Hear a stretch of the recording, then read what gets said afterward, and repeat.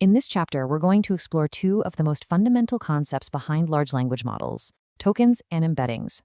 Now, these terms might sound a little abstract, but believe me, understanding them is absolutely crucial if you're studying AI. They're really the key to unlocking how these models don't just process our language, but how they're designed, how they're trained, and what they might be capable of in the future. So, let's get right into it. So let's start with a really basic question. When you type a prompt into a chatbot or any AI, what is the machine actually seeing? It's easy to think that it's reading sentences just like we do, but the truth is, inside that digital black box, it's all about numbers. Today, we're going to pull back the curtain on this fascinating translation process, how our rich, messy human language gets turned into the clean mathematical world that AI understands. You see, before an LLM can do any of its amazing tricks, whether that's writing an email or spitting out lines of code, it has to translate our language into its own native tongue. And that language, well, it's the language of math. This whole translation process happens in two really important steps, and we're about to break them both down. Okay, so take a look at this diagram. It gives us a great bird's eye view of the whole journey. Our text starts on the left and first goes through something called tokenization. Just think of this as the chopping block. It's where our language gets broken down into smaller pieces called tokens. After that, those tokens move on to the embedding phase.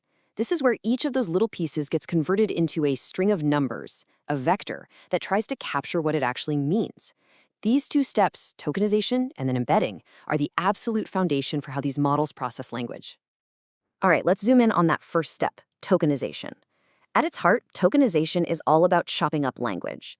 A model can't just swallow a whole sentence or paragraph at once. It has to be dissected into smaller, more manageable chunks that a machine can actually work with. Now, here's a really important point. A token isn't always a word. Back in the day, early systems pretty much did a one-to-one word-to-token conversion, but today's models are way more sophisticated. They use what's called subword tokenization. This method is brilliant because it lets them handle huge vocabularies, typos, and even words they've never seen before by breaking them down into smaller, recognizable parts. It gives them so much more flexibility. You can think of this whole process as a simple three-step assembly line. First, you start with your raw text. Step 2, the tokenizer comes in and uses its rulebook to break that text into a list of tokens. And then, the final, and for the model, the most critical step, each of those tokens gets converted into a unique number, which we call a token ID. And this image right here makes it crystal clear. The language model never sees the phrase, have the bards who preceded nope. What it gets is a sequence of integers, 6697, 278, 3163, and so on. Every single possible token has its own unique ID number in the tokenizer's dictionary. This list of numbers is the actual input for the model. At this point, the original words are gone. It's all just numbers now. Okay, now this is where things get really interesting. You might think a tokenizer is a tokenizer, right? But they are not all created equal. The way a tokenizer is designed, the algorithm it uses, the data it's trained on, is a massive design choice. And that choice has huge effects down the line on the model's performance, how efficient it is, and even what kinds of tasks it's good at. So what makes them so different? Well, it really boils down to a few key things. There's the algorithm itself, like a popular one called byte pair encoding.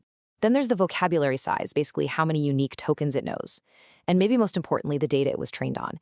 Think about it. A tokenizer that learned from all of Wikipedia is going to behave very differently than one that was trained on, say, a massive library of Python code. Let's look at a side-by-side comparison to see just how much things have changed. Here we have BERT's tokenizer from 2018 versus GPT-4's from 2023. The differences are striking.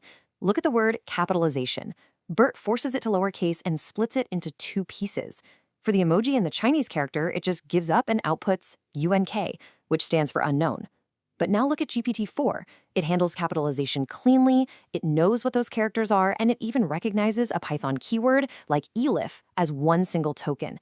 That's a huge leap in just 5 years. And that last point about code is a perfect example of why these choices matter so much. See how the GPT-4 tokenizer has a single token for multiple spaces? That's not an accident. It's a very deliberate design choice. If you've ever coded in Python, you know that indentation, the white space at the beginning of a line, is everything. It's part of the actual syntax. By giving indentation its own special token, the tokenizer is basically helping the model to better understand and write correct code.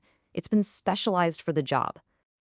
Okay, let's pause and take stock. We've successfully turned our text into a clean sequence of numerical IDs. We have translated words into numbers.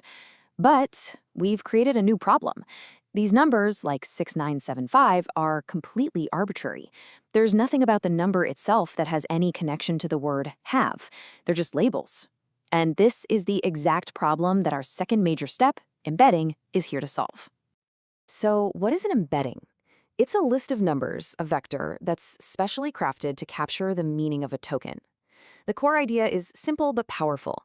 In this high-dimensional mathematical space, closeness means similarity. So tokens with similar meanings like king and queen will have vectors that are very close to each other. And tokens with totally different meanings like king and cabbage will have vectors that are super far apart. So how does the model actually do this? Well, deep inside every LLM, there's a gigantic file that acts like a lookup table or a dictionary. We call it an embedding matrix.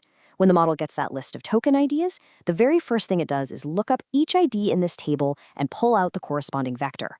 This is the moment we go from a simple list of meaningless numbers to a rich sequence of vectors that actually carry meaning. But that's not the end of the story. These initial vectors are what we call static. This means the vector for a word like bank is always the same.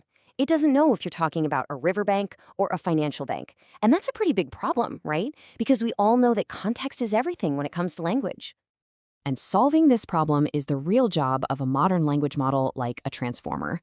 It takes those initial static embeddings and processes them through all its layers, paying close attention to all the other words in the sentence.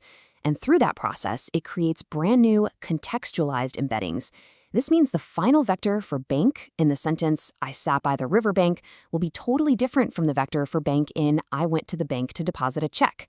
The model has literally baked the context into the vector itself. So we've gone from words to numbers, and from numbers to these rich, context-aware vectors of meaning. Now, I know this can feel a bit abstract, but these embedding vectors are the powerhouse behind a ton of AI applications that you probably use every single day. With embeddings, we can build things like semantic search, which lets you search for an idea instead of just a keyword. They're used for classifying text, for recommendation systems, and get this, they are the magic behind AI image generators like DALL-E. Those models use embeddings to understand what you're asking for in your text prompt before they draw a single pixel. To really make this concrete, let's look at a really clever and kind of unexpected application, building a song recommender. The big question is, how can you take a technology built for language and use it to understand music? Well, the solution is just a brilliant analogy. You treat every single song as a word, and you treat every user's playlist as a sentence. Then you feed this massive collection of sentences into an embedding model.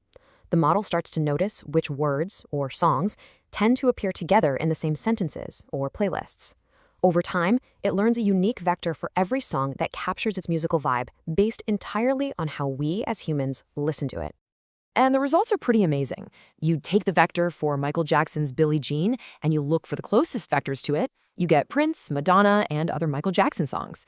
You do the same thing for Tupac's California Love, and you find Nas, the Notorious B.I.G., and Snoop Dogg. The system has figured out genre, era, and style without knowing anything about music. It just learned from our playlists. So let's just quickly recap the whole journey. A prompt starts as human language. A tokenizer chops it up and turns it into a list of ID numbers. Those numbers are used to look up initial static vectors in a giant table. And finally, the LLM itself works its magic, processing those vectors to create final contextual representations that capture the true meaning of your prompt. When you step back and think about it, it's a truly remarkable achievement. We've taken something as complex and nuanced as human language and found a way to map it into the structured world of math. We have, in a very real sense, taught machines to represent the meaning of our words. And that leaves us with a pretty deep and fascinating question to think about for the future. What happens when they start using these representations to create new meanings all on their own?